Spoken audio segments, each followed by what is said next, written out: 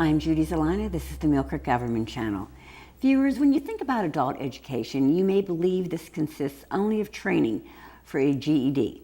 The Northwest Tri-County Intermediate Unit Adult Education Program provides a wide variety of adult education opportunities, including basic reading, writing and math skills, GED exam preparations, and English as a second language.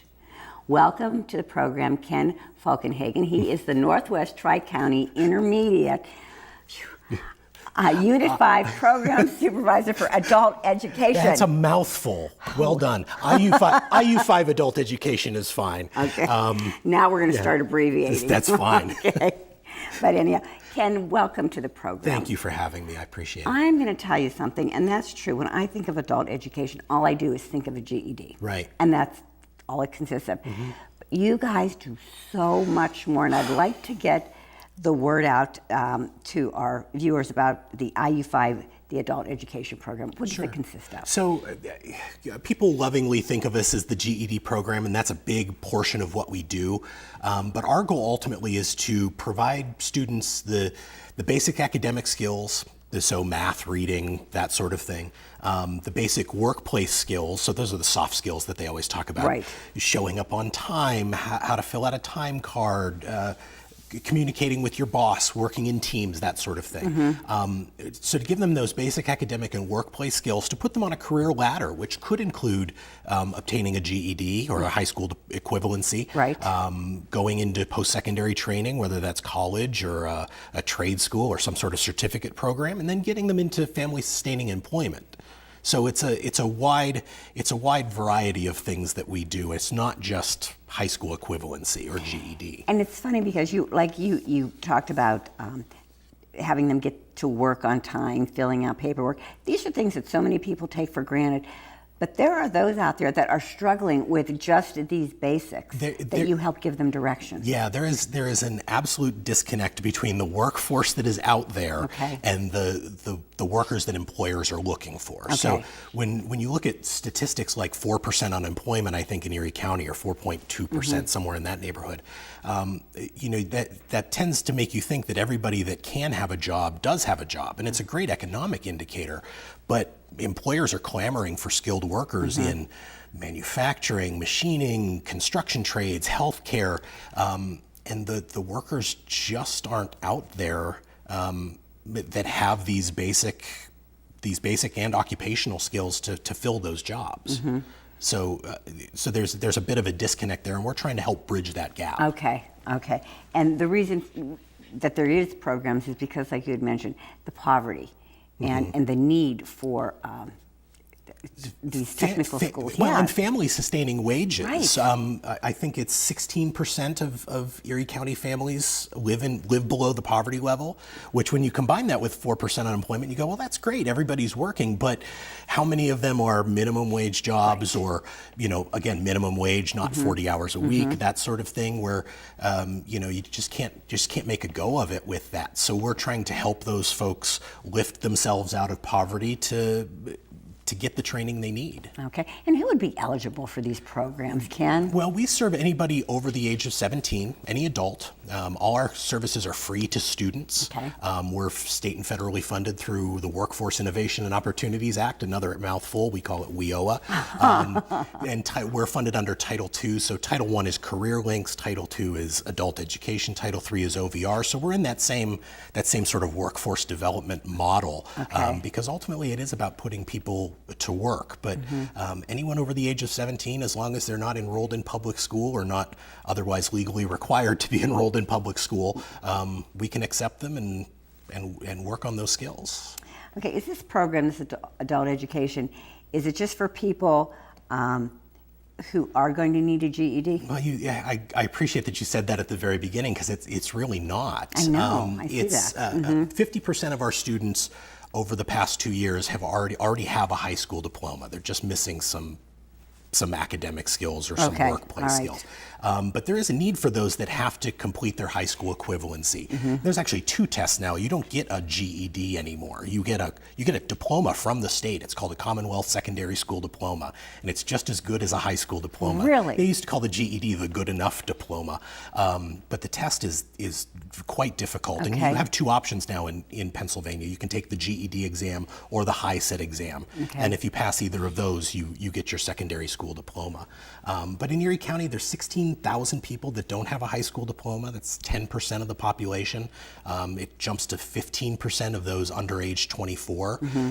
So there definitely is a lot of need for folks to complete their high school diploma. It's a requirement to move on to any sort of post-secondary training. But then we have half of our students come to us with a diploma. They're lacking basic skills. For example, when GE laid off a few years ago, they laid off upwards of 2,000 workers. Right.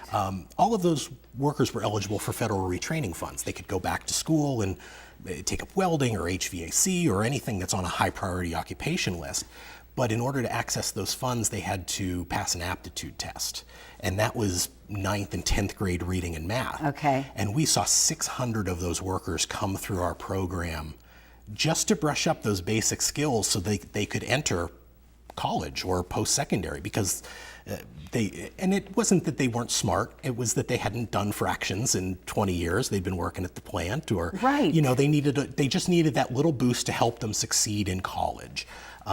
We work with a lot of English as a second language students who come to this country. They have advanced degrees from their home country, but they either don't translate or they're just missing those English language skills that would help them, do something. We try to steer them, if you're a doctor from Iraq, I'm just making that up, Right, but right.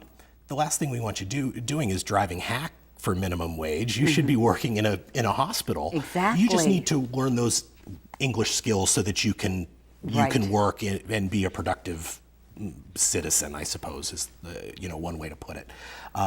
So we have those folks, and we have folks that leave high school and just need that year 13. They've graduated, maybe they had an IEP and had some special help, Okay. and then they get to college and they struggle. Post-secondary attainment rates, only a third of people have a post-secondary goal or have a post-secondary credential in Erie County. Folks that enter college, something like only 40% of people who enter college as a freshman move on to their sophomore year. It's because they struggle so much in that freshman year, whether it's the culture, navigating those systems, or whether it's just academics. They struggle in that first year and they don't go back, and that's a waste of money. It's a waste of time. It's a waste of resources. So, any way we can help boost students in that way, we're gonna try to do.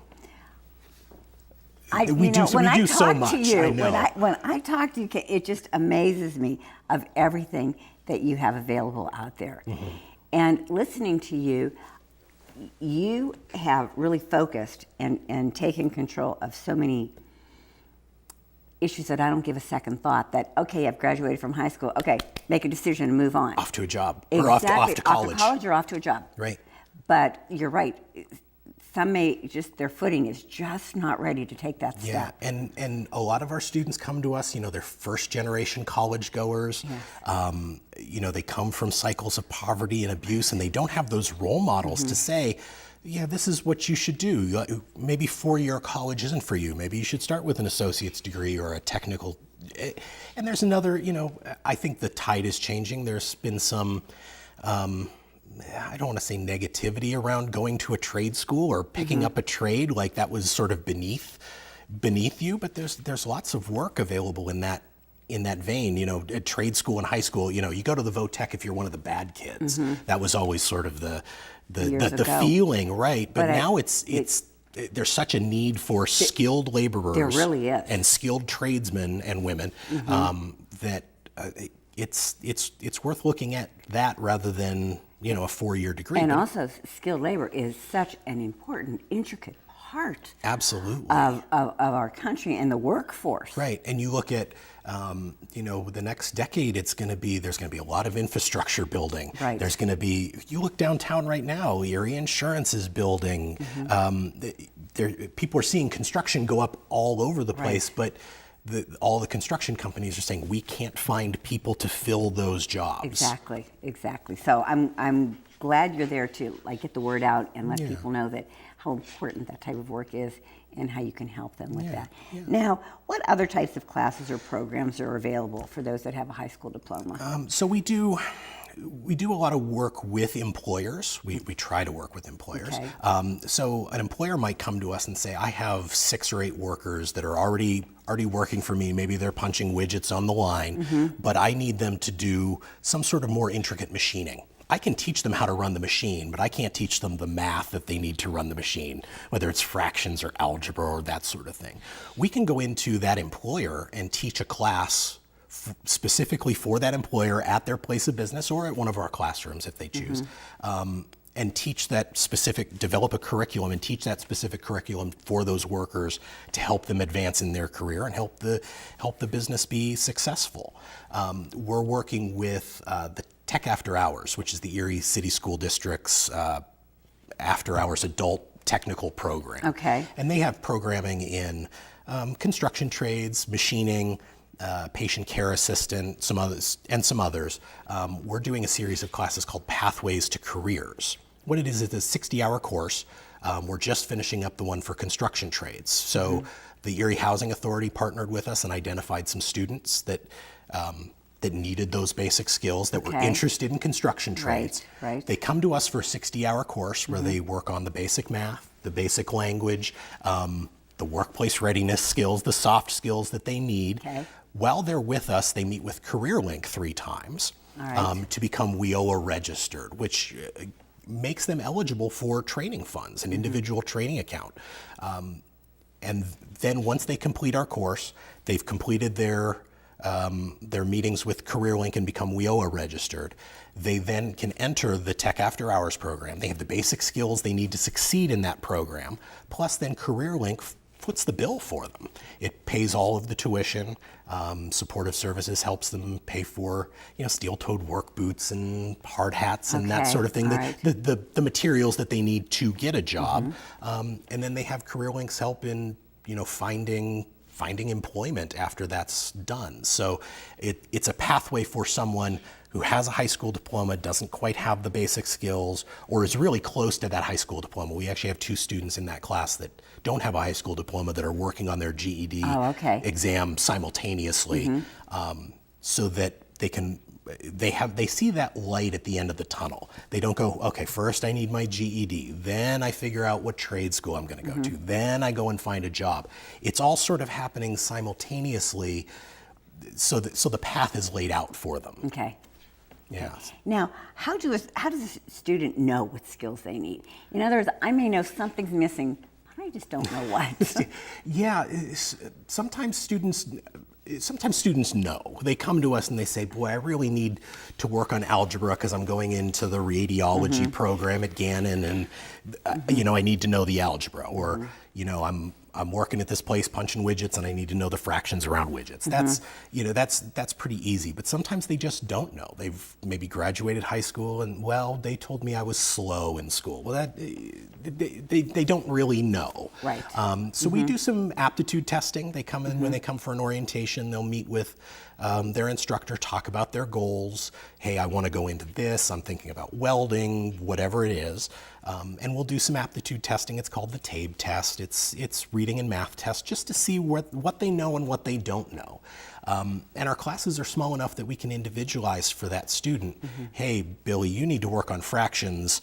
In the meantime, we'll work on reading with the whole class, but here's some extra work in fractions. And again, small classes allow us to do that one-on-one support for those students. So, thinking about what their goals are, helping them.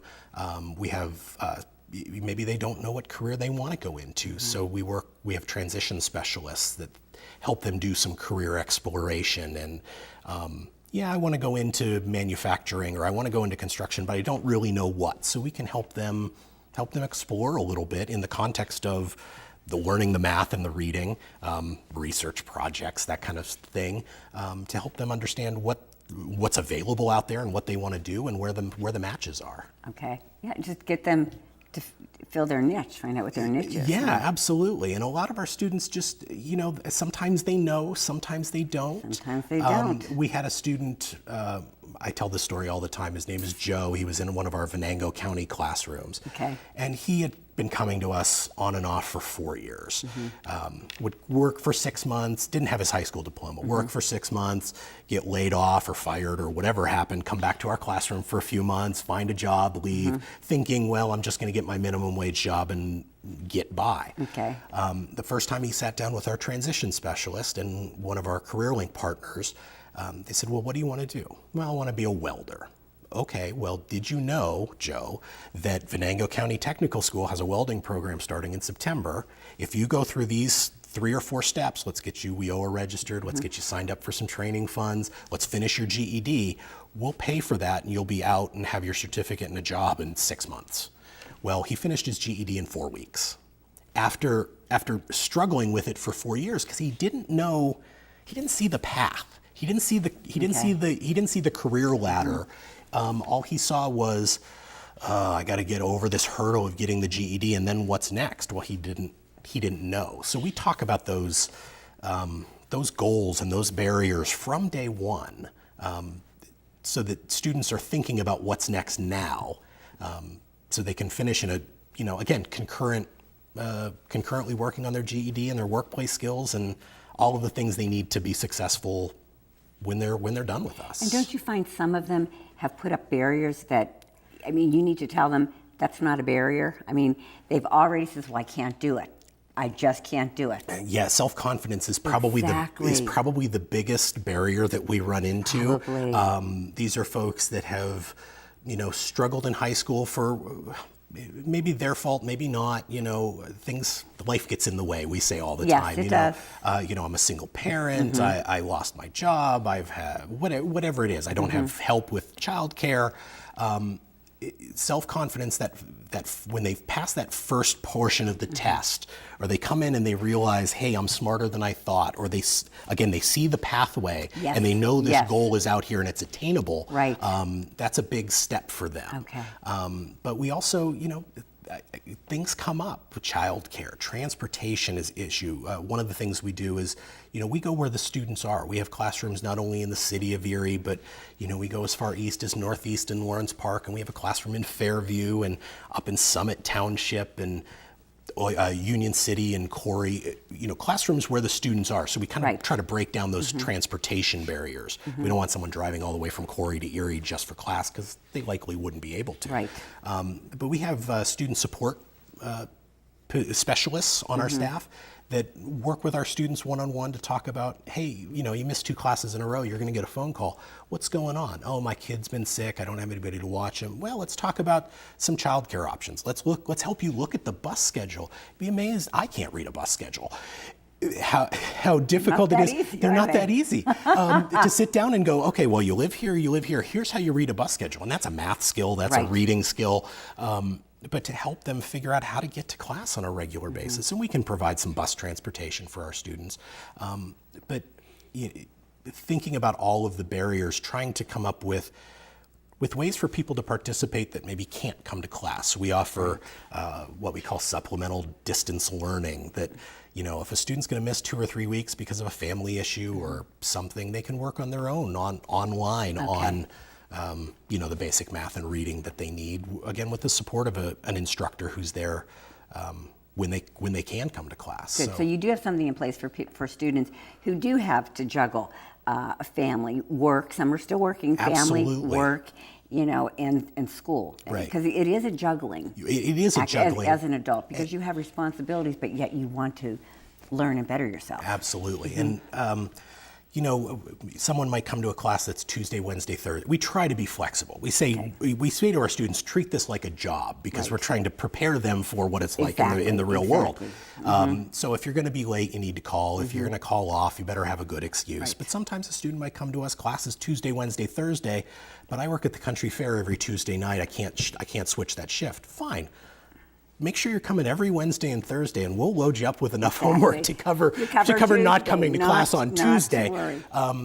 So we can be flexible, but attendance is important. I don't know that an employer would say, your kid can be sick and you might miss a day, but when it gets to a week, that employer's going to fire you. And because you are hired, of course, to do a job. Yeah. And if you're not performing, then and right. we need to we help them overcome those barriers, but we're also teaching them how to overcome those barriers themselves. Okay.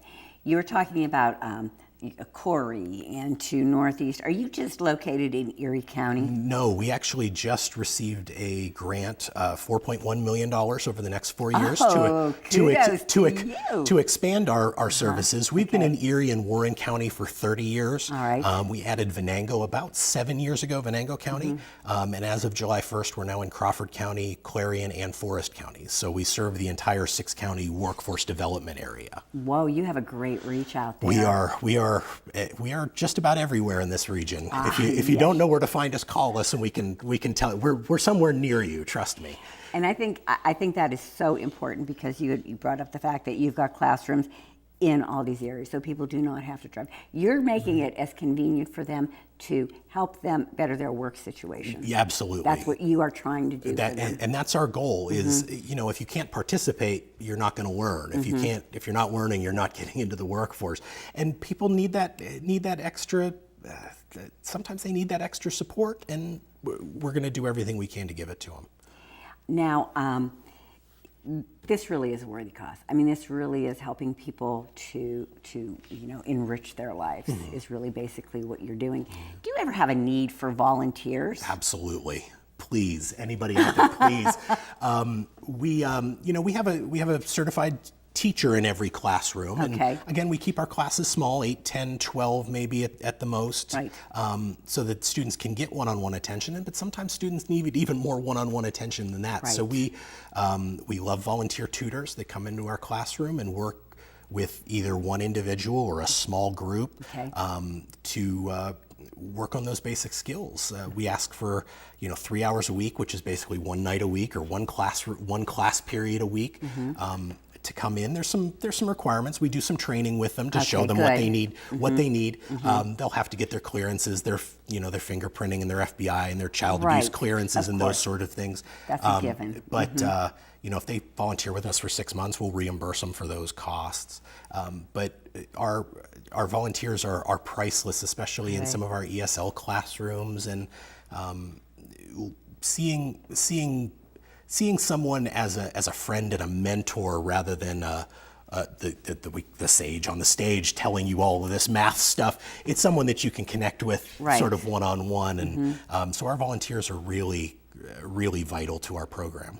And no matter what my skill set might be, if I came to you to volunteer, you would find a place for me? We would absolutely find a place. We have we certainly have some retired teachers and things like that, but we have one retired engineer. I don't remember where he retired from, but loves teaching math, so we put him where the math need is. And we have some that want to work with our special needs population or our pre-literate population, and we'll find an appropriate location based on where you live. Again, if you live out in Fairview, we have a classroom in Fairview. We're not going to make you drive all the way out to Warrens Park or down to Corey to teach or to volunteer unless that's something you're interested in. So we try to match just like we do with our students. Let's match the goals and the skill sets with the teacher and the location that works best with it. You're going to make it easy. We're going to try to make it easy. We're going to try our best. Is there, if someone doesn't have the time to volunteer, or if they're working, they just can't fit in their schedule, is there any other way that they can help you? Absolutely. Help us identify students.